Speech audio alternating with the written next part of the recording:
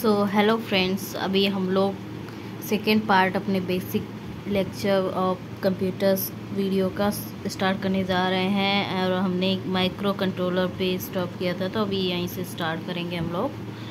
तो हम लोग जानते हैं माइक्रो कंट्रोलर्स क्या होते हैं। The micro controllers is a small computing device which has a CPU, जिनके पास एक CPU होता है, a fixed amount of RAM, ROM and other peripherals all embedded on a single chip as compared to microprocessor that has only a CPU on the chip। यानी कि एक small computing device होती है जिसमें एक कम central processing unit होता है, एक fixed amount of RAM, random access memory, read only memory and other peripherals all embedded in a single chip. ये सभी एक सिंगल चिप में होते हैं as compare to microprocessors that has only a CPU on the chip. The structure of a micro controller is known as, अभी structure इसका हम लोग नीचे फिगर में देखेंगे। And keyboard, mouse, washing machine, digital camera, pen drive, remote controllers, microwave और few examples of micro controllers. और इन सभी चीज़ों को हम लोग ने देखा या यूज किया होगा। Washing machine, digital camera, pen drives, remote controller, ये सभी चीज़ें माइक्रो कंट्रोलर्स के एग्जाम्पल्स हैं। तो किस किस ने ये सबको देखा या यूज किया? मेरे हिसाब से तो ज़्यादातर जानते तो कम से कम होंगे, इनका नाम तो सुना ही होगा। As these are designed for specific tasks only, hence their size are very well as cost is reduced। इनका जैसे कॉस्ट कम हुआ है और साइज़ भी पहले के हिसाब से कम हुआ है और ठीक ठाक साइज़ है जितना कि यूज करने में कंफर्टेबल हो। तो इधर पे ये है हमारा structure of micro controller. Micro controller में हमारी एक स्ट्रक्चर ऐसे रहती है। And because of the very small size of the microcontroller, it is embedded in another device or system to perform a specific functionality. For example, the microcontroller in a fully automatic washing machine is used to control the washing cycle without any human intervention. The cycle starts with the filling of water, after which the clothes are soaked and washed. Thereafter the water is drained and the clothes are spin dry. The simple use of microcontroller has permitted repetitive execution of tedious tasks automatically without any human intervention, thereby saving precious times। तो हम लोग ने देख लिया micro controllers कैसे काम करते हैं, ऑटोमेटिकली काम करते हैं और without any intervention of the human. So as we can see, this is our input and we will input and this will use bus system in which there are data bus, address bus, and third is the control bus which makes bus system, and CPU uses this, and here is our clock time, and these will go to the memory and use the memory, then process the data and output will come out, and this is our input and output port. So this is how it works. Okay, so let's see our next point. What is this?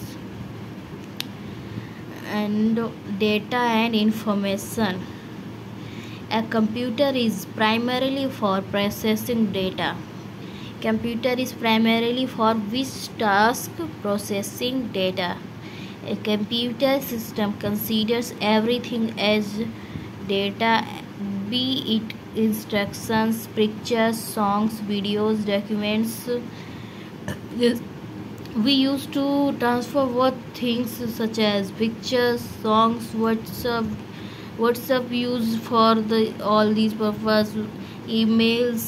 So many apps are nowadays available to transfer data. Data can also be transferred by many methods: raw data and unorganized facts that are processed to get meaningful information.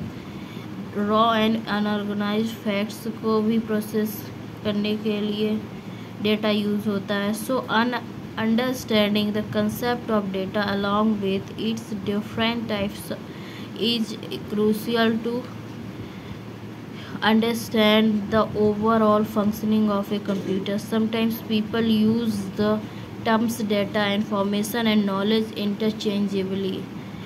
कभी कभी लोग terms data और information को use करने के लिए data interchangeably use करते हैं, विच इज़ इनकरेक्ट, जो कि गलत है.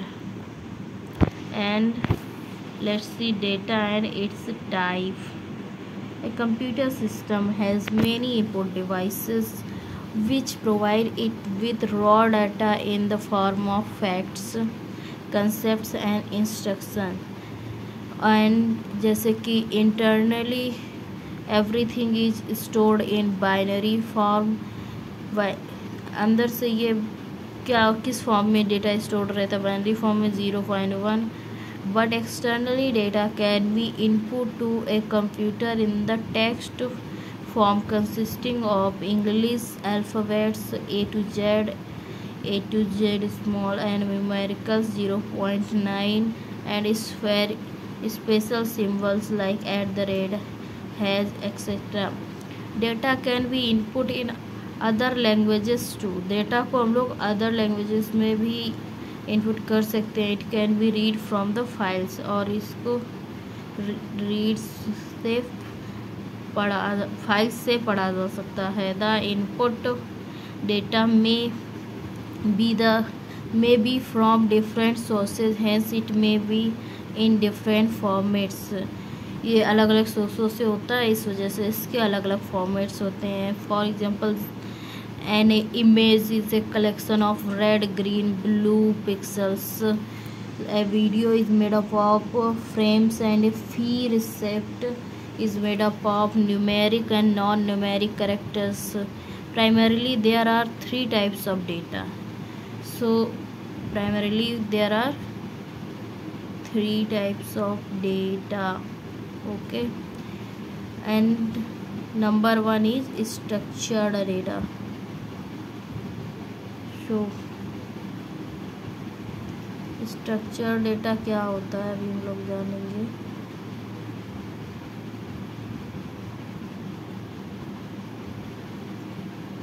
क्या हो रहा है भाई? चलो इससे इधर ठीक है.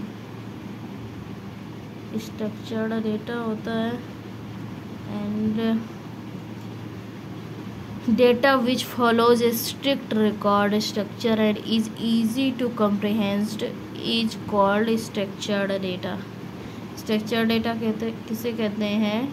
वो डेटा जिसे जो कि स्ट्रिक्ट रिकॉर्ड स्ट्रक्चर होता है, इजी टू कम्प्रहेंस्ड होता है, समझने में आसान होता है, स्ट्रक्चर डेटा कहते हैं. Such data with pre specified tubular format may be stored in a data file to access in future. ऐसे डेटा को हम लोग प्री स्पेसिफाइड ट्यूबुलर फॉर्मेट में स्टोर करते हैं to access in the future. And इसके लिए हम लोग एक टेबल है देख लेते हैं. इसमें मंथली अटेंडेंस है स्टूडेंट्स की एक स्कूल की. तो ऐसे R1 रोल नंबर डाला, फिर नेम्स, फिर मंथ्स डाले एंड अटेंडेंस डाली किसकी कितनी है. तो इस हिसाब से हम लोग डेटा को स्टोर कर सकते हैं. Can you give some more examples of unstructured data? So as this is structured data, so unstructured data के बारे में पहले हम लोग पढ़ेंगे, फिर एग्जांपल्स देंगे. So it is clear that such data is organized in row and columns formats and is easily understandable. And structured data may be stored in ascending or descending order in the Examples: attendance data is stored in increasing order and column month. Examples of structured data include sales transactions, online railway ticket bookings, ATM transactions. If we made list, this could be easily understandable, so we made structured data. And unstructured data क्या है?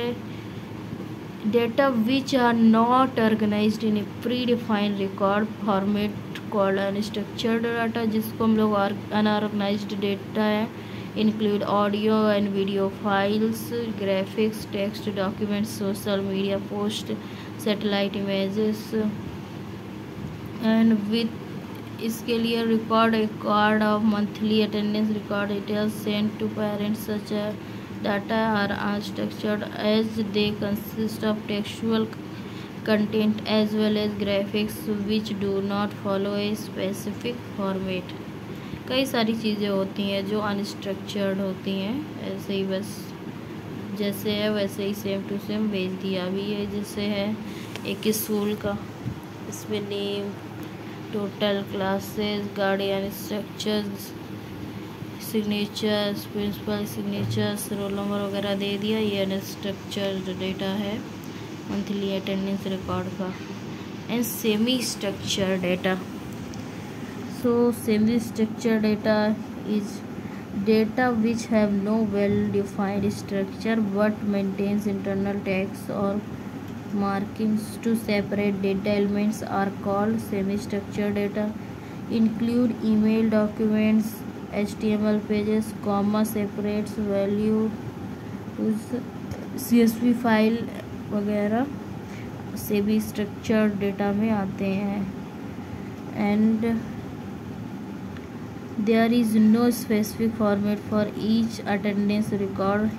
Here each data value is preceded by a tag for the interception of the data value while processing. तो ये होगा semi structured data, जो कि ये है सिम्बॉन्स दे दिया, नेम दे दिया, क्लास दे दिया, अटेंडेंस दे दिया और इस तरीके से कर दिया। इसमें कोई ऑर्डर नहीं है, असेंडिंग डिसेंडिंग, तो इस वजह से ये अनस्ट्रक्चर्ड डेटा हो गया। And data capturing, storage and retrieval. To process data we need to first input और कैप्चर द डेटा। अगर किसी डेटा को प्रोसेस करना तो ऑब्वियसली हमें उस डेटा को इनपुट और कैप्चर करना पड़ेगा। Then this is followed by its storage in a file or a database so that it can be used in the future. फिर इसको हम लोग एक डेटाबेस से स्टोर करेंगे जिससे कि इसको फ्यूचर में भी हम लोग यूज करें। whenever data is to be processed, it is first retrieved from the file or database so that we can perform future actions on it, जिससे कि हम लोग इस पर फ्यूचर एक्शंस को परफॉर्म कर सकें। एंड डेटा कैप्चरिंग, ये जो डेटा कैप्चरिंग यानी स्टोरेज रिट्राइवल है, ये सेकेंड टाइप है किस चीज़ का, सेकेंड पॉइंट है इसमें। और ये जो डेटा को हम लोग, डेटा के 3 टाइप्स होते हैं, structured, unstructured and semi structured. Okay, so now data capturing क्या है, इसके लिए हम लोग देखते हैं। Visit some of the places like bank, automobile showroom, shopping mall, tehsil office and find out 2 to 3 names of tools और instruments use to capture data in digital format. Okay, ये आप लोग को करना है, विजिट करना है, फिर वहाँ का देखना है कि वो लोग क्या टूल्स यूज करते हैं डेटा को कैप्चर करने के लिए। ये हमेशा आप लोग ने मॉल्स में या शॉप्स में, सुपरमार्केट्स में देखा होगा, वो लोग यूज करते हैं और उससे बारकोड रीड कर लेते हैं और कुछ भी हम लोग शॉपिंग करते हैं तो दे देते हैं वापस। And data capturing, it involves the process of gathering data from different sources or in the digital forms.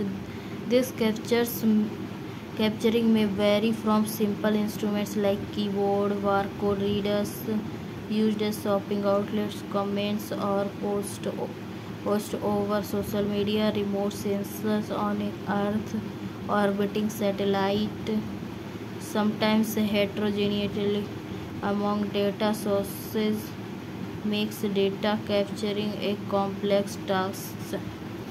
तो इस तरीके से ये बहुत सारी डिवाइसेस हैं जिनको हम लोग डेटा कैप्चरिंग में यूज करते हैं, जैसे कि सैटेलाइट हो गया, रिमोट सेंसर्स और ये barcode readers, keyboards etcetera. And now let's see data storage.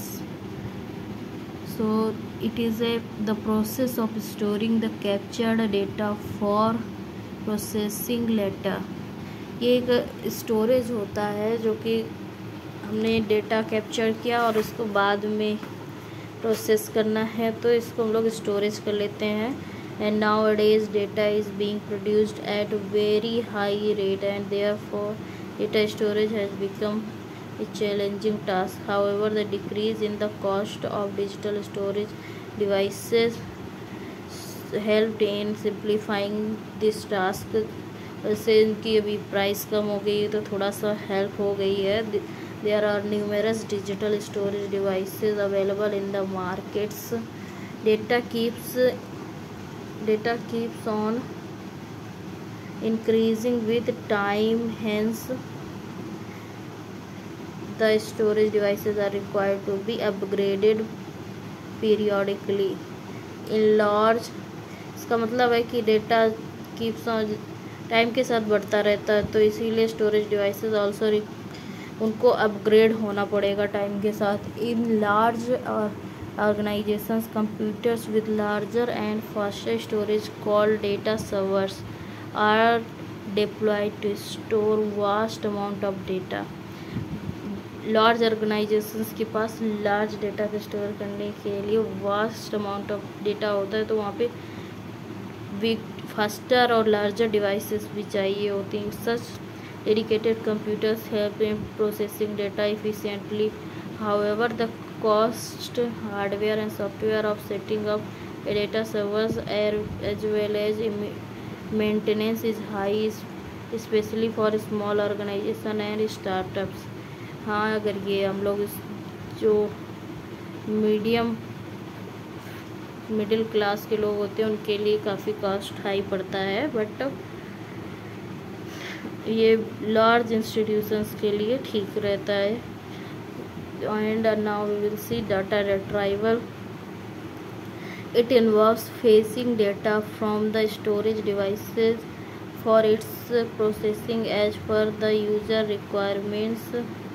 As databases grow, the challenges involved in search and retrieval of the data is acceptable. Time also increase. Minimizing data access time is crucial for faster data processing. इसका मतलब है इसमें fetching data from the storage devices होती है for its processing, इसके processing के लिए as per the user की रिक्वायरमेंट्स के हिसाब से. एज डेटाबेसेस ग्रो, जैसे जैसे डेटाबेस बढ़ता जाता है, the challenges involves in search and retrieval, तो इसके सर्च के लिए और retrieval of the data acceptance के लिए टाइम लगता है, टाइम बढ़ता है. In minimizing data access time is crucial for faster data processing. Time को कम करना ही काफ़ी क्रूशियल होता है और बड़े डेटा को एक्सेस करने में थोड़ा सा टाइम लगता है. Data deletion and recovery. One of the biggest threats associated with digital data is it's deletion. The storage device can malfunction or crash down resulting the deletion of the data. जो आज का सबसे बड़ा problem चल रहा है, तो threat है ये डिलीशन का कि डेटा डिलीट हो जाएगा. कभी malfunction की वजह से डिवाइसेस के और क्रैश हो गई तो यूजर कैन, तो इसमें यूजर जो है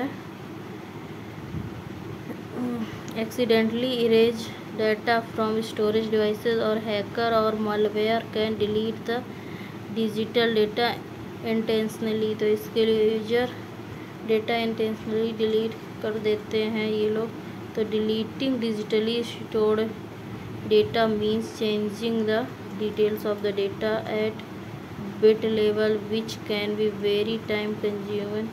Therefore, when any data is simply deleted, its address entry is marked as free, and that much space is shown as empty to user without actually deleting the data। और data अगर simply delete किया जाता है तो उसका वो space लिए रहता है, बट यूज़र को लगता है कि डेटा डिलीट हो चुका है। Explore possible ways of recovering deleted data और data from a corrupted device. इस चीज़ को आप लोग कमेंट में कीजिए कि what are the possible ways to recover the data deleted data. In case data gets deleted accidentally or corrupted, there arises a need to recover the data। Recovery of the data is possible only if the content or memory space marked as deleted have not been overwritten by some other data। Data recovery is a process of retrieving deleted, corrupted and lost data from secondary storage devices। तो जो ये data recovery होती है, process होता है deleted data को वापस पाने का और करप्टेड या लॉस्ट डाटा को सेकेंडरी स्टोरेज डिवाइसेस में पाने का। तो there are usually 2 security concerns associated with this data. 2 type के होते हैं सिक्योरिटी कंसर्न्स जो इस टाइप के डेटा के साथ एसोसिएटेड होते हैं। One is deletion by some unauthorized person और software. These concerns can be avoided by limiting access to the computer system and using passwords for user accounts and files। Wherever possible, there is also an option of encrypting files to protect them from unwanted modifications।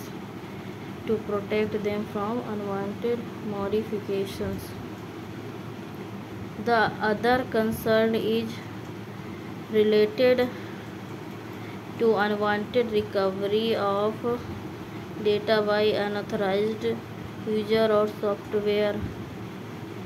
जो दूसरा concern है कि unwanted recovery data by unauthorised person या software से होती है। Many a times we discard or old broken और malfunctioning storage devices without taking care of delete data. जब हम लोग डिलीट डेटा का ध्यान नहीं रखते हैं तो ये ऐसे ही ओल्ड पड़े रहते हैं, डिस्कार्ड हो जाते हैं। We assume that the content of deleted files are permanently remove. ऐसा हमें लगता है, लेकिन if these storage devices fall into hands of mischievous they can easily recover data for such devices। These poses a threat to data confidentiality। This concern can be mitigated by using proper tools। अगर ऐसा data किसी गलत आदमी के हाथ में लग जाएगा तो ऑब्वियस सी बात है दिक्कत हो जाएगी, और वो रिकवर भी कर सकते हैं। डिलीट और shred data before disposing of any old और फॉल्टी स्टोरेज डिवाइस। तो इसीलिए किसी भी डिवाइस का प्रॉपर डिलीशन करना is very very important. So create a test file and then delete it using. इसके लिए एक टेस्ट फाइल बनाएं, फिर इसको डिलीट करना है Shift+Delete from the keyboard. Now recover the file using methods you have explored in activity. तो पहले ऐसे करके डिलीट करना है, उसके बाद उस चीज़ को रिकवर करना है। तो कैसे डिलीट करना है? Shift+Delete। ठीक है। Now let's see what is the software. So till now we have studied about the physical components of the hardware of the computer system, but the hardware is of no use on its own. Hardware का अकेले बिना software के कोई use नहीं और ना ही software का सिर्फ विदाउट हार्डवेयर कोई एग्जिस्टेंस है। बोथ आर म्यूचुअल, दोनों का एक दूसरे के साथ ही काम हो सकता है, अदरवाइज नहीं। Hardware needs to be operated by a set of instructions, this set of instructions are refer to as software. Hardware को काम करने के लिए सॉफ्टवेयर इंस्ट्रक्शन देता है, तब भी हार्डवेयर काम करता है। It is that component of computer which we can not, ये कंप्यूटर का वो कंपोनेंट है जिसको हम लोग छू या देख नहीं सकते हैं physically. It comprises the instructions and data to be processed, ये डेटा को प्रोसेस होने के लिए इंस्ट्रक्शन जो आते हैं उनको प्रोसेस करता है यूजिंग द कंप्यूटर्स हार्डवेयर। जो कंप्यूटर के हार्डवेयर से इंस्ट्रक्शन आते हैं ये उसको यूज करता है एंड प्रोसेस करता है। The computer software and hardware complete any task together. The software comprises a set of instruction in which on execution deliver and the desired outcome। जो सॉफ्टवेयर है एक set comprises a set of instruction and execution deliver and desired outcome। वही है कि जब हम लोग उसको कुछ देंगे इनपुट तो ये उसको इंस्ट्रक्शन को फॉलो करता है एंड उनको उसके हिसाब से डिज़ायर्ड आउटकम हमें प्रोवाइड करता है।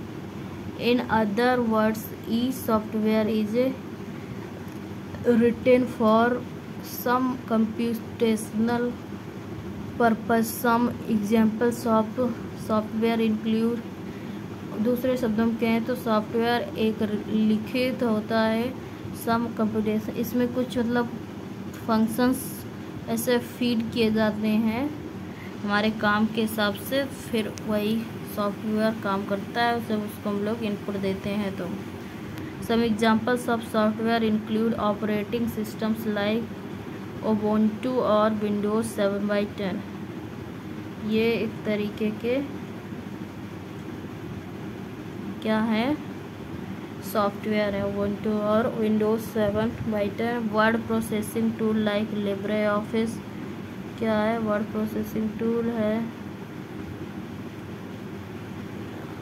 ये कौन कौन से हैं, लिब्रे ऑफिस, माइक्रोसॉफ्ट वर्ड और video players like VLC player, photo editor and GIMP, photo editor like GIMP and LibreOffice Draw, LibreOffice draw.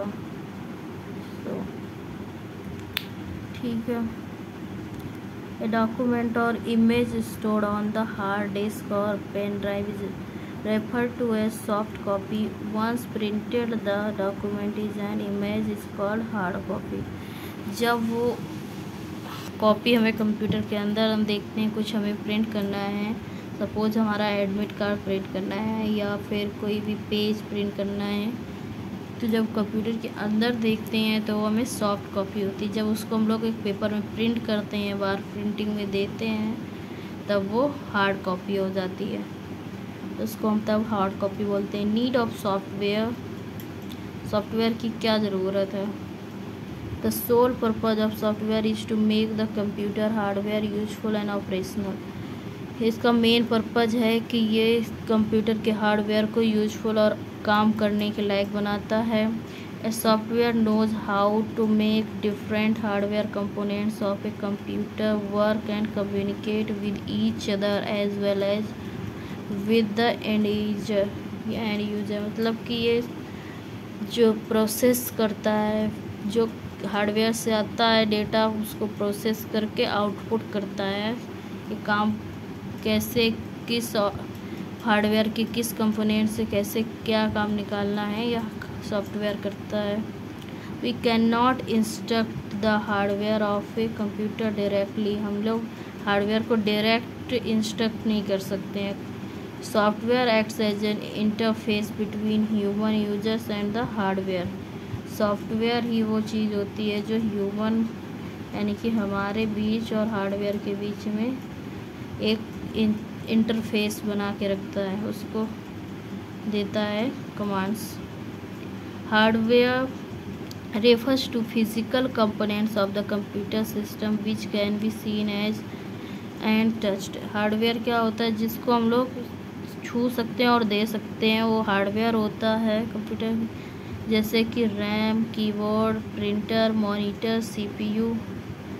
RAM, keyboard, printer, monitor, CPU. And on the other hand, software is a set of instructions and data that makes hardware functional and complete the desired task।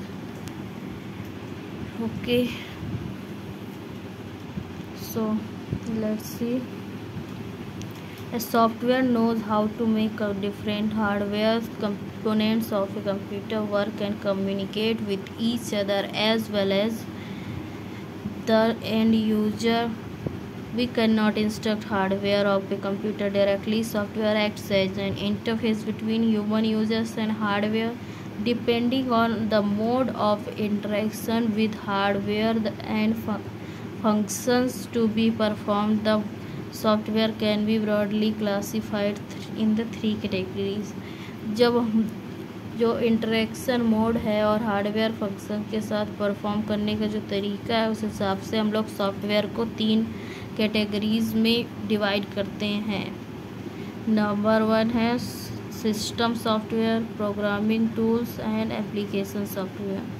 System software, programming tools and application software. So system software क्या है? The system software that provides the basic functionality to operate a computer by interacting directly with its constituent hardware is termed as system software। System software मतलब कि जो software को जो कि provide करता है बेसिक फंक्शनैलिटी, एक कंप्यूटर को बेसिक फंक्शन करने के लिए functionality to operate computer by interacting directly with its, जो कि डायरेक्टली हार्डवेयर के साथ काम करता है, तो उसको हम लोग सिस्टम सॉफ्टवेयर बोलते हैं। A system software knows as how to operate and use different hardware components of a computer. It provide services directly to the end user. ये एंड यूज़र को डायरेक्ट सर्विसेज प्रोवाइड करता है to some other software. Examples of system software include operating systems, system utilities and device drivers. System software के examples क्या हैं? Operating systems, system utilities and device drivers etcetera. Operating systems क्या होते हैं? As the name implies, operating system a system software that operates the computer. An operating system is the most basic system software without which other software can not work. जैसा कि नाम से पता चल रहा है, ऑपरेटिंग सिस्टम तो ये कंप्यूटर को ऑपरेट करता है। N operating system is the most basic system software, ये मोस्ट बेसिक सिस्टम सॉफ्टवेयर होता है। And without which the other software can not, जिसके बिना अदर सॉफ्टवेयर्स काम नहीं कर सकते हैं, तो इसको हम लोग ऑपरेटिंग सिस्टम कहते हैं। The operating system manages the other applications programs and provide. ये ऑपरेटिंग सिस्टम जो होता है मैनेज करता है एप्लीकेशंस को जो दूसरे होते हैं, एंड प्रोवाइड्स करता है access and security to the user of the system. Users of the system ये एक्सेस और सिक्योरिटी प्रोवाइड करता है। Some of the popular operating systems are Windows. जो एग्जांपल्स हैं पॉपुलर ऑपरेटिंग सिस्टम्स के, ये हैं Windows, Linux, Macintosh, Ubuntu, Fedora, Android, iOS. ये सभी क्या हैं? मोस्ट पॉपुलर सिस्टम्स हैं किस चीज़ के? ऑपरेटिंग सिस्टम्स के। ठीक है, तो लेट्स सी सिस्टम यूटिलिटीज़। तो सिस्टम यूटिलिटीज़ क्या हैं? Software used for maintenance and configuration of the computer system is called system utility. Software use जो कि हम लोग मेंटेनेंस और कॉन्फ़िगरेशन के लिए सिस्टम यूज करते हैं उसको हम लोग बोलते हैं system utilities. Some system utilities are shipped with the operating system, for example disk defragmentation tool, formatting utility, system restore utility. Another set of utilities are those which are not shipped for the operating system but are required for improve the performance of the system. For example, antivirus software, disk cleaner tool, disk compression software, ये सभी क्या हैं? Example हैं system utilities के। एक बार फिर से revise कर लो। Disk defragmentation tool, formatting utility, system restore utility. Another set of utilities और ये हैं क्या है? Antivirus software, disk cleaner tools, disk compression softwares, ये सभी हैं सिस्टम यूटिलिटीज़ के examples. And let's see device drivers क्या होते हैं। As the name signifies the purpose of device driver is to ensure proper functioning of a particular device. ये device driver से ही पता चलता है ये फंक्शन से रिलेटेड हैं उस डिवाइस को फंक्शनिंग कराने के लिए। When it comes to overall working of a computer system the operating system does the work. तो जब ये काम करता है तभी ओवरऑल कंप्यूटर सिस्टम काम करता है। But every day new devices and components are being added to computer system. It is not possible for the operating system alone to operate all the existing and new devices where each device has diverse characters. कोई operating system अकेले नहीं कर सकता क्योंकि daily नई नई devices आ रही हैं, तो इसलिए इसके लिए डिवाइस ड्राइवर्स की ज़रूरत होती है। The responsibility for overall control operation and management of a particular device and the hardware level is to its device driver. तो डिवाइस ड्राइवर का क्या काम होता है? Overall control operation and management of a particular device at the hardware level। and ये क्या लिखा? ask your teacher to help you locate any two device drivers installed on your computer। आपके computer में जो दो डिवाइस ड्राइवर्स इंस्टॉल्ड हैं उनके बारे में आप पता करके मेरे को कमेंट करेंगे, ठीक है? चलिए ठीक है, अभी हम देखते हैं। The device driver acts as an interface between the device and the operating system. Device driver क्या होता है? ऑपरेटिंग सिस्टम और डिवाइस के बीच में एक इंटरफेस होता है। It provides required service by hiding the details of the operation performed at the hardware levels of the device. ये जो होता है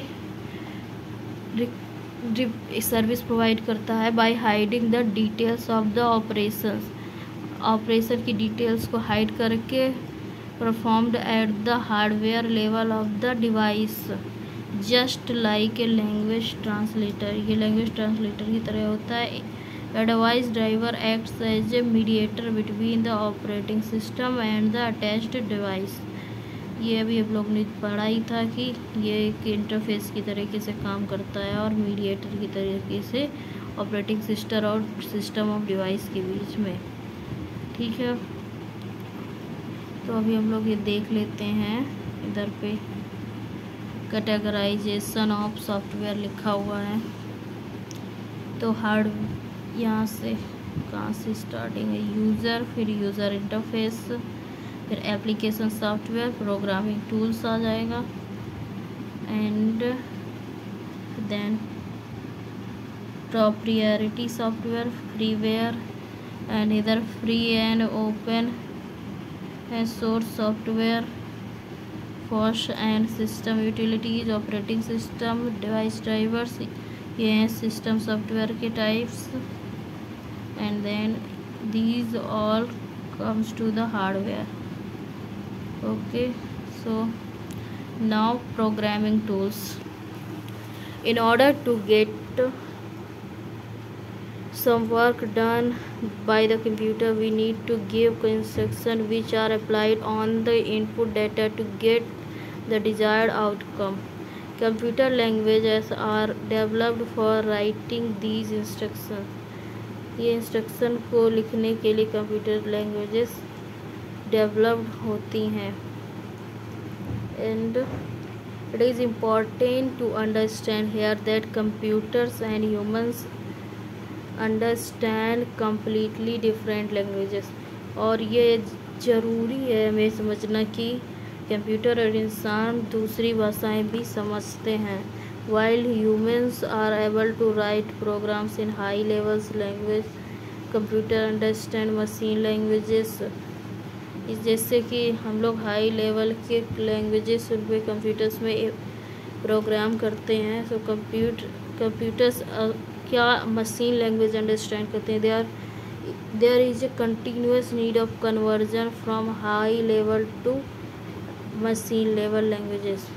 हाई लेवल लैंग्वेज होती है, हाई लेवल लैंग्वेजेस को मशीन लेवल लैंग्वेज में कन्वर्ट करने की कंटिन्यूस ज़रूरत होती है।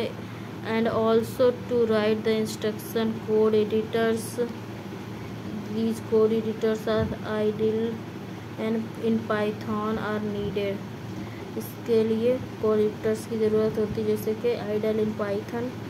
We will briefly describe here the programming languages and language translators and program development tools। अभी हम लोग यहाँ पे प्रोग्राम्स की लैंग्वेजेस और इन सब के बारे में ब्रीफली डिस्कस करेंगे। सो classification of programming languages. It is very difficult for a human being to write instructions in the form of 1s and 0s, यानी कि 1 and 0 बाइनरी नंबर में इंस्ट्रक्शन लिखना it is not easy, it is very difficult. So different types of computer programming languages are developed to simplify the coding. इसीलिए अलग अलग computers को coding को simplify करने के लिए डेवलप्ड हुए।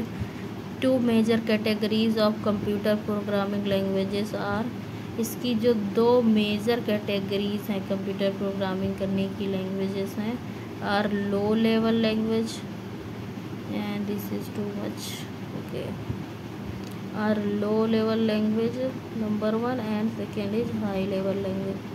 लो लेवल लैंग्वेज को ऐसे लिखते हैं हम लोग, low level language, and high level HLL। कहीं ऐसे लिखा जाए तो कंफ्यूज नहीं होना है, आपको समझ जाना है, ठीक है। And low level languages are machine dependent languages. जो लो लेवल लैंग्वेजेस होती हैं ये कैसी होती हैं, मशीन डिपेंडेंट लैंग्वेजेस होती हैं। And include machine language and assembly language. अब जो ये लो लेवल लैंग्वेज होती हैं कैसी होती हैं, first of all these are machine dependent, और इनके अंडर 2 टाइप्स ऑफ आती हैं languages. These are number 1 machine language and second is assembly languages. Okay, just note it down. Then machine language uses binary numbers 1 and 0 to write instruction। Machine language जो होती है binary numbers को use करती है इसके instruction लिखने के लिए, which are directly understood and executed by the computer, जो कि कंप्यूटर डायरेक्टली अंडरस्टैंड कर लेता है और एग्जीक्यूट कर देता है। But writing a code in machine language is difficult to one has to remember all operation code and machine address. लेकिन ये जो कोड है मशीन लैंग्वेज के, दिस इज़ वेरी डिफ़िकल्ट, क्योंकि हमें all operation codes and machine addresses याद रखने होंगे। And also finding errors in the code written in machine languages is difficult. और इसमें कोड रिटन जो होते हैं इस मशीन लैंग्वेजेस में एरर्स जब होते हैं तो उसको फाइंड करना भी वेरी डिफ़िकल्ट होता है। तो इसको सिंप्लीफाई करने के लिए writing the codes assembly languages was developed that allowed uses of English like words and symbols instead of 1 and 0। तो इसी वजह से एक असेंबली लैंग्वेज डेवलप हुई और इसमें इंग्लिश की तरीके से वर्ड्स यूज होते हैं instead of 1 and 0। But one major drawback of writing a code in this language is that the code is computer specific. जो कोड होते हैं वो कंप्यूटर स्पेसिफिक होते हैं। The code written for one type of CPU can not be used for another type of CPU. इसका जो drawback है यही है कि हम लोग एक कंप्यूटर के सीपीयू के लिए स्पेशल कोड्स होते हैं, इस कोड को हम अनदर सीपीयू में नहीं यूज कर सकते, सभी के लिए अलग अलग कोड्स होते हैं। And high level languages are machine independent. Now high level languages are machine independent and are simpler to write code into। इनमें कोड जो होते हैं सिंपल होते हैं लिखना। Instructions are using English like sentences and each high level language follows a set of rules. और जो प्रत्येक हाई लेवल लैंग्वेज होती है ये एक सेट ऑफ रूल्स को फॉलो करती है। सिमिलर टू नेचुरल लैंग्वेज, जो नेचुरल लैंग्वेजेस के समान होते हैं। These languages are not directly understood by the computer. But ये जो लैंग्वेजेस हैं हम लोग इंग्लिश की सेम नेचुरल लैंग्वेज की जैसे लिखते हैं तो ये डायरेक्टली कंप्यूटर नहीं अंडरस्टैंड करता है, बिकॉज उसमें binary and assembly language understood है। तो इसके लिए हम लोग क्या करते हैं, तो इसके लिए हम लोग करते हैं translators are needed to translate high level languages codes into machine language. फिर जो ये कोड हैं इनको हाई लेवल लैंग्वेज से मशीन लेवल लैंग्वेज में कन्वर्ट किया जाता है और फिर कंप्यूटर उसको समझता है, ऑपरेट करता है, देन उस मशीन लेवल लैंग्वेज से फिर से हमारी लैंग्वेज में उसको कन्वर्ट करके हमें दे दिया जाता है। Examples of high level language include C++, Java and Python. ये सभी लैंग्वेजेस हैं, C++, जावा एंड पाइथन, ये हाई लेवल लैंग्वेजेस के एग्जांपल्स हैं। Okay, and low level language के एग्जांपल्स थे क्या थे, लो लेवल के एग्जांपल्स थे असेंबली एंड टाइप्स थे। Language translator as the computer can understand only machine languages, a translator is needed to convert program. दो लैंग्वेज ट्रांसलेटर अब जो होते हैं ये मशीन लैंग्वेज सिर्फ अंडरस्टैंड करते हैं। Translator is needed to convert, जैसे कि जानते हैं कंप्यूटर सिर्फ मशीन लैंग्वेज अंडरस्टैंड करता है तो एक ट्रांसलेटर की ज़रूरत पड़ती है जो हमारी प्रोग्राम में रिटन असेंबली और हाई लेवल लैंग्वेज को मशीन लेवल लैंग्वेज में कन्वर्ट करता है। इसको देखो कैसे होता है। कोडिंग जैसे सोर्स है हमने हाई लेवल लैंग्वेज में लिख दिया, फिर लैंग्वेज ट्रांसलेटर होगा जो कि उस लैंग्वेज को मशीन लेवल लैंग्वेज में कन्वर्ट करेगा। This is how translator converts source code into object codes. ठीक है, तो अभी हम लोग देखते हैं कहाँ पे थे हम लोग। द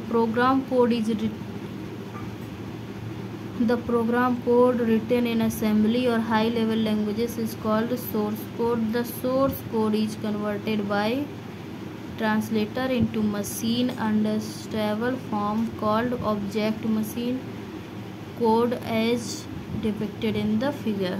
जैसा कि फिगर में हम लोग देख सकते हैं, जो ट्रांसलेटर होता है वो सोर्स कोड को मशीन कोड में कन्वर्ट करता है।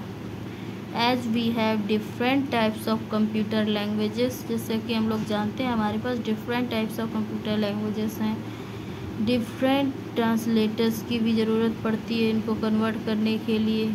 The source code to machine code, the 3 types of translators used in computing system are assembler, compiler and interpreter.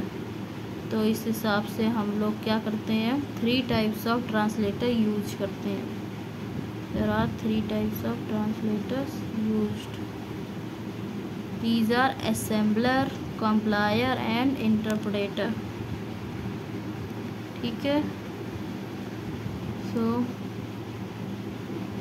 now the translator used to convert the code written in assembly language to machine language is called assembler।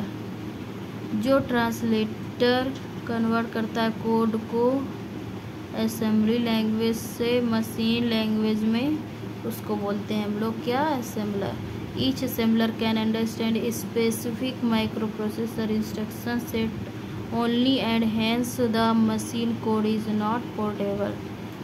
जो each assembler होता है वो understand करता है specific micro processor instruction को, वो एक special micro processor के इंस्ट्रक्शन को अंडरस्टैंड करता है ओनली, एंड इसी वजह से इसको पोर्टेबल कोड नहीं कह सकते हैं। And we also need translators to convert codes written in high languages, और ट्रांसलेटर को हम लोग हाई लैंग्वेजेस भी सोर्स कोड और मशीन लैंग्वेज में भी ज़रूरत होती for execution by the computer. तो compiler converts the source code into machine code, जो कंपाइलर होता है वो कन्वर्ट करता है सोर्स कोड को into machine code. If the code follows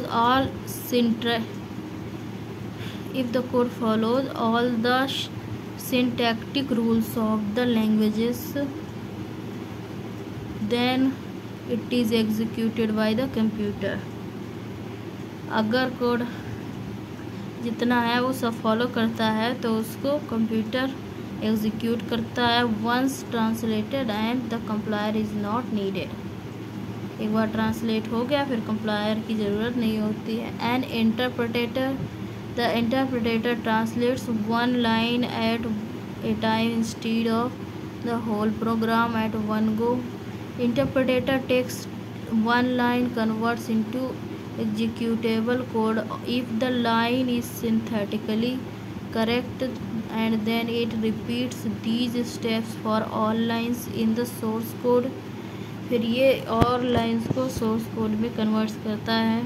Hence interpreter is always needed whenever a source code is to be executed। इसीलिए interpreter की हमेशा ज़रूरत होती है जब भी एक सोर्स कोड को एग्जीक्यूट करना होता है, क्योंकि ये प्रत्येक लाइन को इंटरप्रेट करता है।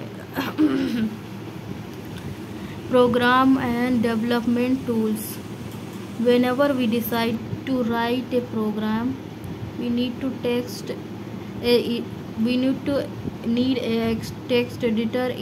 An editor is a software that allows us to create a text file.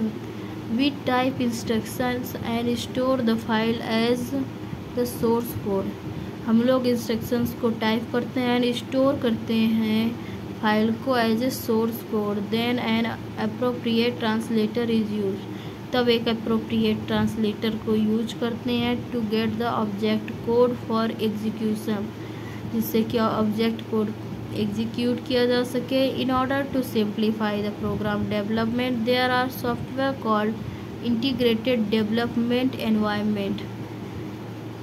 इसी से रिलेटेड एक सॉफ्टवेयर है इंटीग्रेटेड डेवलपमेंट एनवायरनमेंट, जो कि कंसिस्ट करता है एक टेक्स्ट एडिटर को, बिल्डिंग टूल्स एंड डिबगर, जो कि टेक्स्ट एडिटर उसके पास होता है, बिल्डिंग टूल्स होते हैं एंड डिबगर होते हैं। Program can be typed, compiled and डिबग्ड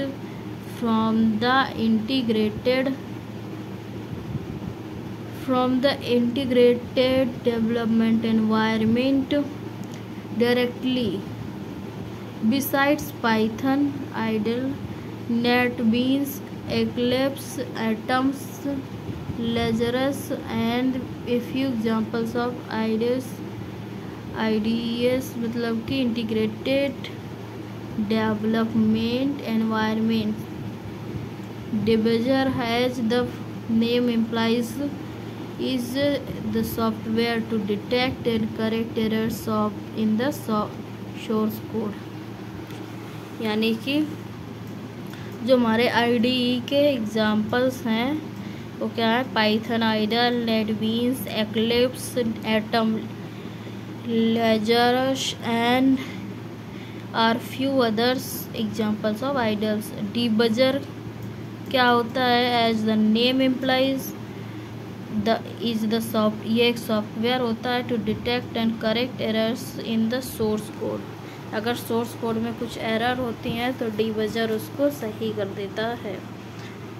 तो अब हम देखते हैं हमारा next part, application software.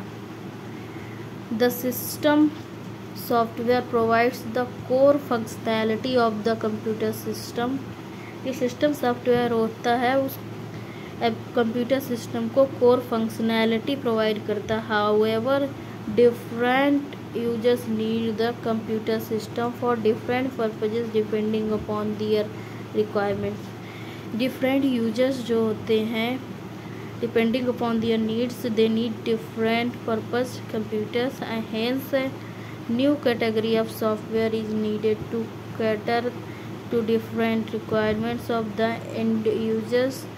This specific software that works on the top of the system software is termed as application software. और ये जो सिस्टम सॉफ्टवेयर्स होते हैं ये टर्म जो स्पेसिफिक वर्क्स के लिए होते हैं वो एप्लीकेशन सॉफ्टवेयर्स होते हैं. There are again two broad categories of application softwares. These are general purpose and customized application softwares. General purpose के लिए हम लोग नॉर्मली जो पीसी और पर्सनल यूज के लिए यूज करते हैं, बट अभी हम लोग ने जैसे देखा है कहीं पे हॉस्पिटल में हैं वहाँ के कंप्यूटर में स्पेशली वहाँ के डेटास कलेक्टेड होते हैं. सपोज जैसे हम लोग कभी आप अगर हॉस्पिटल गए होंगे तो एक्सरेस करते हैं, तो एक्सरे सिस्टम कंप्यूटर पे ऑपरेट होते हैं और उसके लिए स्पेशल एक सॉफ्टवेयर डिज़ाइन होता है जो स्पेशली एक्सरे के लिए ही होता है. वो एप्लीकेशन सॉफ्टवेयर होता है एक्सरेज का. इसी तरीके से और भी अलग अलग अप्लायंसेस के लिए सॉफ्टवेयर्स होते हैं. With the help of your teacher install one application software in your computer. जैसे कि आप लोग ने इंस्टॉल कर रखे होंगे Instagram is a application software. A computer system cannot work without application software, but it cannot work without system software. For example, we can use a computer even if no word processing software is installed. अगर word processing system installed नहीं है तो processing नहीं हो पाएगी. And we cannot work on the computer. In other words, the use of computer is possible in the absence of application software. Okay, so let's see customized softwares. So customized softwares these are customs or tailor made application software. ये जो होते हैं custom और tailor made application softwares होते हैं. These are developed to meet the requirements of a specific organization और an individual. They are better suited to the needs of an individual और any organization considering that they are designed as per special requirements. Some examples of user defined software include website, school management or software, accounting software. It is similar to buying a piece of cloth and getting a tailor-made garment with the fitting color and fabric of your choice. Yes, अभी जैसे कि मैंने बताया, अगर किसी hospital में जाएंगे तो वहाँ का जो सिस्टम है या किसी स्कूल में जो सिस्टम है वहाँ की स्पेशल रिक्वायरमेंट्स के हिसाब से वो लोग यूज करते हैं, तो वही है ये. एंड नाउ प्रोप्रिएटरी और free and open source software क्या होते हैं.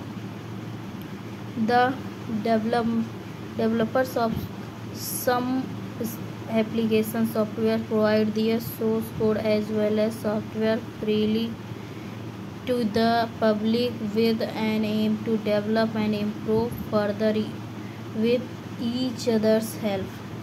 Developers of some application, कई applications के जो developers होते हैं सॉफ्टवेयर्स के, provide their source of code as well as software freely to public. वो उनका यूज करने के लिए सॉफ्टवेयर कोड पब्लिकली प्रोवाइड करते हैं with an aim to develop and improve further with each others help. जो कि वो चाहते हैं कि इससे कोई और भी इसको और डेवलप करे, फर्दर हेल्प करे कि इसको कैसे और भी डेवलप किया जा सकता है. Such software is known as the free and open source software. Free and open source software, तो इनको हम लोग FOSS free and open source software. ठीक है. So for example the source code of operating system Ubuntu is freely accessible for anyone with the required knowledge to improve or add new functionality. More examples of FOSS include Python, LibreOffice, OpenOffice, Mozilla Firefox. These are the example of FOSS. FOSS meaning free and open source software. Sometimes softwares are freely available for use, but source code में not be available. कई बार होते हैं कि software को हम लोग freely use कर सकते हैं लेकिन उसका जो सोर्स कोड होता है वो अवेलेबल नहीं होता है. Such softwares are called freeware and examples of freeware are Skype, Adobe Reader. ये जो स्काइप एंड एडोब रीडर्स आ रहे हैं ये सभी फ्रीवेयर के एग्जांपल हैं, याद रखना. When the software to be used has to be purchased from the vendor. जब भी सॉफ्टवेयर को यूज करना होता है ये इसको वेंडर से परचेज करना होता है. Who has the copyright of the software, then it is a proprietary software.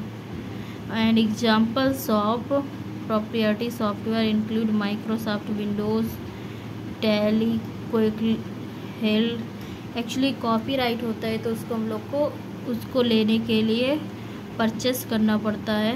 इसके एग्जांपल MS विंडोज़ हम लोग डलवाते हैं अपने लैपटॉप में, कंप्यूटर्स में. Tally, Quick Heal. A software can be freeware और open source of proprietary software depending upon the terms. एक सॉफ्टवेयर जो होता है ये फ्रीवेयर हो सकता है और या फिर ओपन सोर्स हो सकता है या फिर प्रोप्रियरिटी सॉफ्टवेयर हो सकता है depending upon the terms and condition of the person or group who's developed and released that software. ये उसकी मर्जी पे डिपेंड करता है जिसने उस सॉफ्टवेयर को डेवलप किया है. When a computer is turned on, who brings the OS into RAM from the secondary storage. तो अभी हम लोग इसको पढ़ने वाले हैं, अभी हमने ये पढ़ा नहीं है. चलो ठीक है. Operating system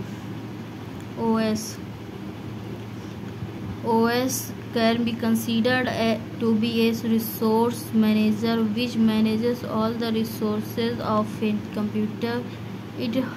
Its hardware including CPU, RAM, disk, network and other input-output devices. It also controls various applications, software and device drivers, manages system security and handles access by different users. ये जो operating system होता है एक resource manager होता है जो कि manage करता है रिसोर्सेज को एक कंप्यूटर के and its hardware including CPU, RAM, disk, network and other input output devices. इन सबको ऑपरेटिंग सिस्टम मैनेज करता है। It also controls various application softwares. ये जो वेरियस एप्लीकेशन सॉफ्टवेयर्स होते हैं उनको कंट्रोल करता है। And device drivers managers system security and handles access by different users. और ये डिफरेंट यूजर्स के द्वारा उसकी सिक्योरिटी को भी देखता है जो लोग हैंडल करते हैं। And it is the most important system software. और ये बहुत ही इम्पॉर्टेंट सिस्टम सॉफ्टवेयर होता है। Examples of popular operating system are Windows. OS जो होता है मोस्ट इम्पॉर्टेंट सिस्टम सॉफ्टवेयर होता है और इसके popular examples are Windows, Linux, Android, Macintosh and so on. These are the important examples of this: Linux, Android and Macintosh, etc. Windows. So the primary objective of an operating system are twofold. जो primary objective होता है एक operating system का is twofold. The first is to provide service for building and running application program. तो पहला होता है कि जो सर्विस प्रोवाइड करनी होती है building and running application program, उस एप्लीकेशन को बनाने और रनिंग कराने में। और दूसरा when an application programs needs to be run it is the operating system which loads the programs into memory and allocates it to the CPU for execution। ये और दूसरा जो होता है जब ये रन करना होता है तो ऑपरेटिंग सिस्टम विच जो कि इसको लोड करता है दैट प्रोग्राम इनटू मेमोरी में दैट एलोकेट्स दो देखता है it to the CPU for execution के लिए when multiple application programs need to be run. जबकि मल्टीपल एप्लीकेशन प्रोग्राम्स को रन करने की ज़रूरत होती है the operating system decides the order of the execution. तब ऑपरेटिंग सिस्टम डिसाइड करता है कि एग्जीक्यूशन का क्या ऑर्डर है। So the second objective of an operating system is to provide the interface to the user through which the user can interact with the computer। और जो second होता है, जो फर्स्ट होता है उसको मैनेजिंग एंड रनिंग में हेल्प करना बिल्डिंग में, एंड सेकेंड होता है जो यूज़र और कंप्यूटर के बीच इंटरफेस बनाना। And user interface is a software component which is a part of the operating system and whose job is to take commands or inputs from a user for the operating system to process।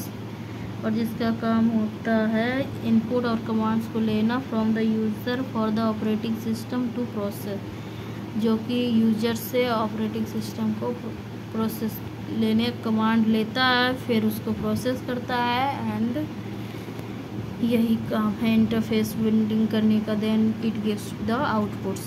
Okay and now what is this types of user interface of operating system: gesture based interface, voice based interface, touch based interface, graphical user interface and command based interface। These are the types of interface of operating system। So operating system user interface, and there are different types of user interfaces each of which provides a different functionality। Some commonly used interface are shown in the figure। So number one is command based interface। Command based interface requires a user to enter the command and perform different tasks like creating opening, editing, deleting a file, and the user has to remember names of all such programs and specific commands which the operating system supports. और ये सभी commands opening, deleting, editing जो user देता है तो user को ये सब कमांड्स याद रखने होते हैं। And which the operating system जो कि ऑपरेटिंग सिस्टम सपोर्ट करता है। The primary input device used by the user for command based interface in the keyboard. तो प्राइमरी इनपुट डिवाइस होती है जिससे कि यूज़र कमांड करता है कीबोर्ड को। Command based interface is of कहलाता है often less interactive and usually allows a user to run a signal program at a time, जो कि अलाउ करता है यूज़र को एक सिंगल प्रोग्राम को रन करने में एट ए टाइम, एक टाइम में। Examples of operating systems with command based interface include MS-DOS, DOS and Unix. जो इसके एग्जाम्पल्स हैं ऑपरेटिंग सिस्टम के कमांड बेस्ड इंटरफेस के, इसके MS-DOS and Unix. So examples are important. Okay, let's see our next point. The next type is graphical user interface. So graphical user interface is lets users run programs or give instruction to the computer in the form of icons, minus and other visual options। ये जो होता है ये instructions to the computer in the form of icon के हिसाब से, minus के हिसाब से एंड अदर विजुअल ऑप्शंस जो दिखाते हैं वो ग्राफिकल यूज़र इंटरफेस होते हैं। Icons usually represent files, programs stored on the computer and the windows represent running program that the user has launched through the operating systems. The input device used to interact with the graphical user interface commonly include the mouse and the keyboard. जो input devices use होती हैं interact करने के बीच में graphical user interface, और तो उसमें mouse and keyboard का यूज़ करते हैं।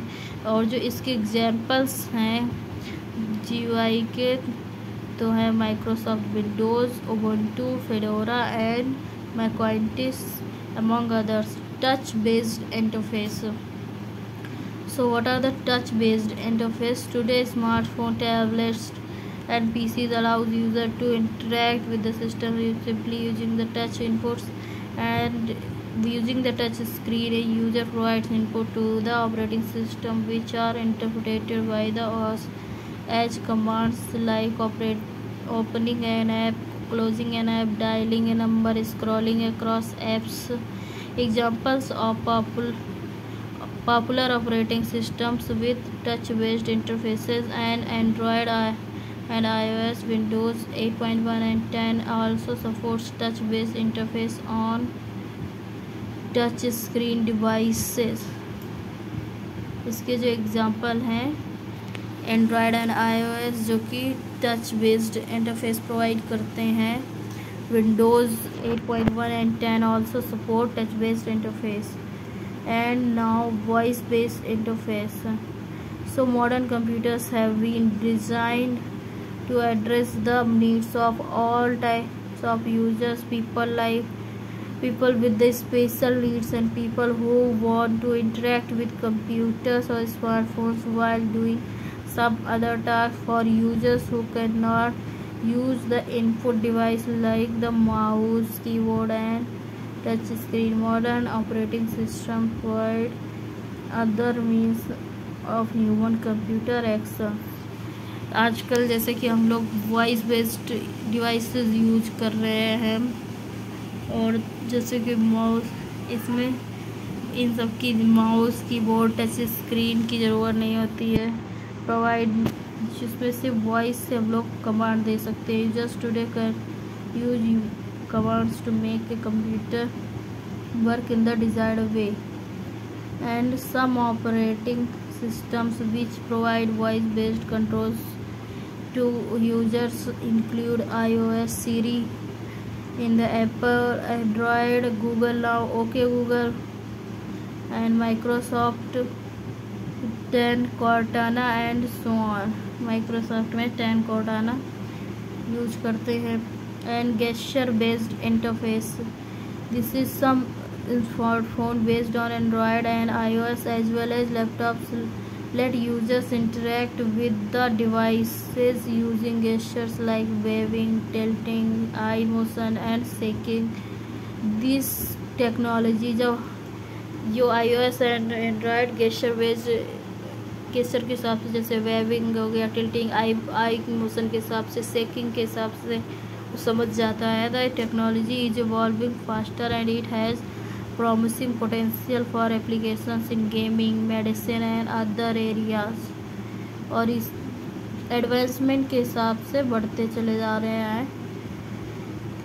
Advancement in the field of computers, functions of operating systems. Now let us explore important services and tasks of operating system providing managing and computer system.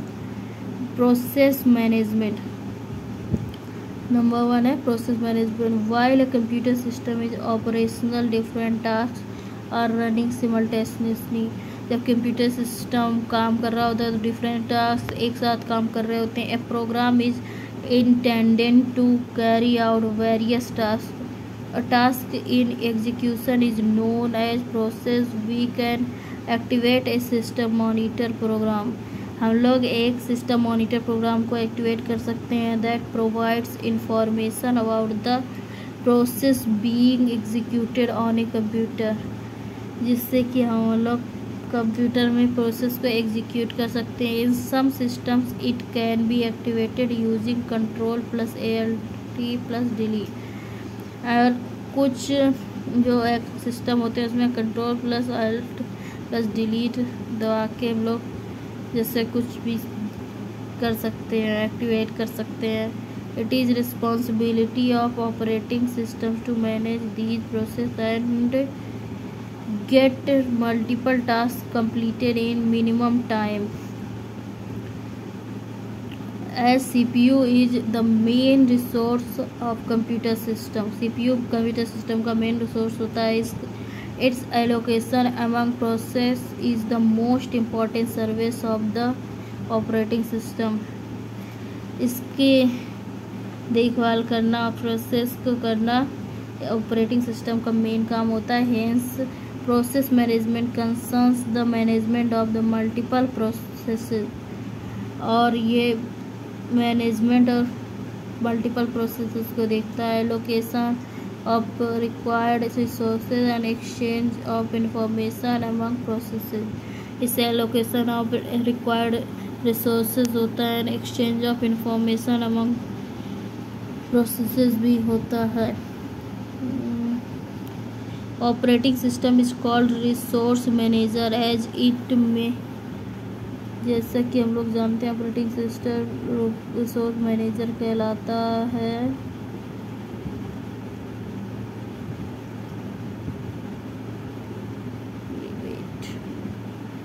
तो it manages different resources like main memory, CPU, input output devices so that each resource is used optimally and system performance does not deteriorate. ठीक है, चलो अभी हम देख लेते हैं memory management कैसे होता है. Primary and main memory of computer system is usually limited. The main task of memory management is to give, allocate and take and memory from running process. जो मेन टास्क होता है memory management का, तो इसको देना और लेना, यानी कि allocate and free memory of running process. Since there are multiple processes running at a time,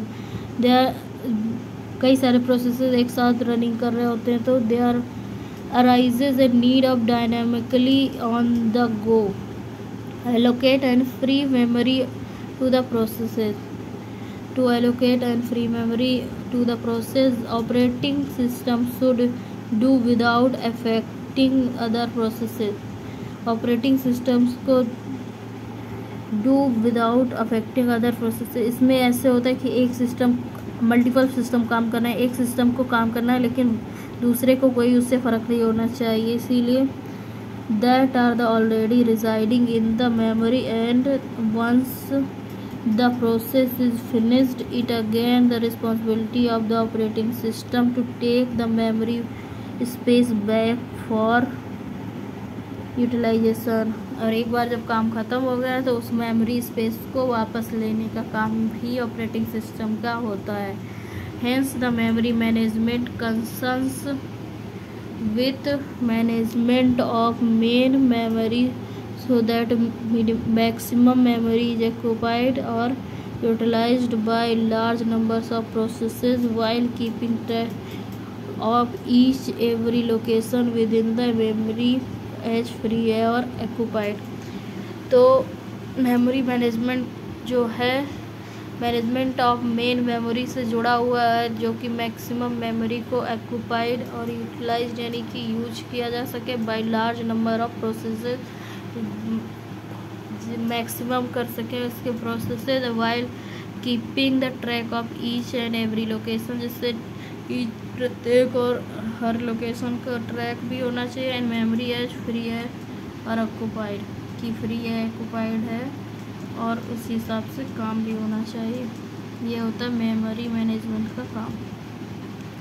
जैसे कि हम लोग देख लेते हैं कंप्यूटर में कि कितने जीबी स्पेस है, कितना फिल हो गया एंड कितना अभी बाकी है स्पेस। तो यही मेमोरी मैनेजमेंट का आप समझ लीजिए। File management, data and programs are stored as files in the secondary storage of a computer system। जो डेटा और प्रोग्राम्स होते हैं स्टोर होते हैं as a file in the secondary storage of the computer system. File management involves the creation, updation and deletion and protection of these file. जो file management होता है उसमें क्रिएशन होता है, फोल्डर बनाते हैं, अपडेट करते हैं, डिलीशन भी होता है, protection of these files in the secondary memory होता है। And protection is a crucial function of an operating system as multiple user. Protection जो होता है क्रूशियल, बहुत ज़रूरी होता है ऑपरेटिंग सिस्टम के लिए। As multiple users can access the and use computer system there must be a mechanism in place that will stop users from accessing files that belongs to some other users and have not been shared with them, and जो कि उनके साथ share नहीं कर सकते। File management system manages secondary memory. File management system होती है, management करती है सेकेंडरी मेमोरी का। While memory management system handles the main memory of a computer system. जबकि मैनेजमेंट सिस्टम होता है जो वो हैंडल करता है main memory of computer system को। Device management, a computer system has only input and output devices and hardware connected to it. Operating system manages these heterogeneous devices that are interdependent, जो कि आपस में एक दूसरे पर डिपेंडेंट होती हैं। और operating systems interact with the device driver and the related software and a particular device।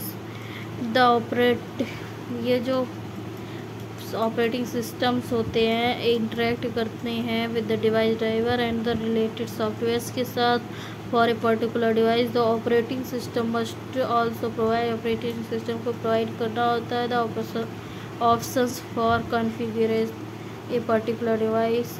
एक पर्टिकुलर डिवाइस को कॉन्फ़िगर करने के लिए particular device so that it may be used by an end user, जिससे कि एक एंड यूज़र के द्वारा यूज किया जा सके सम अदर डिवाइस और या फिर किसी और डिवाइस के द्वारा। Just like files devices also need security measures, files की तरीके से डिवाइस को भी सिक्योरिटी मेजर्स की ज़रूरत होती है, so that their access to different devices must be restricted, जिससे कि इसका जो यूज़ है अदर डिवाइसेस के लिए रिस्ट्रिक्टेड हो सके, and for any unauthorized users के लिए भी restricted हो सके, softwares and other hardwares only. So now we have been completed our chapter and we have to see summary. So computer क्या है? Computing device, also referred as computer, possesses the input data as per given instructions to generate desired output. Computer system has four physical components like CPU, primary memory, input device, output devices, and they are referred to as hardware of computer. Computer system has two types of primary memories, RAM, random access memory, the volatile memory होती है, ROM, read only memory, not volatile memory होती है, non volatile, and system bus is used to transfer data. There is a system bus जो कि data को transfer करने के लिए यूज़ होता है, and control signals between components of the computer system, जो कि सिग्नल्स को कंपोनेंट्स और कंप्यूटर सिस्टम के बीच में कंट्रोल करता है।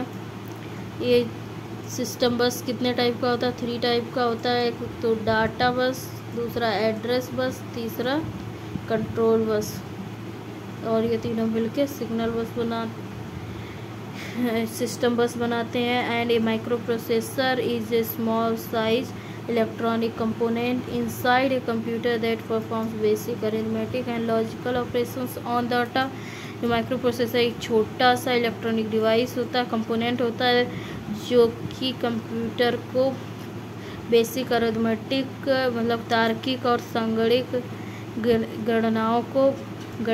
गणनाओं को यूज करने में डेटा हेल्प करता है।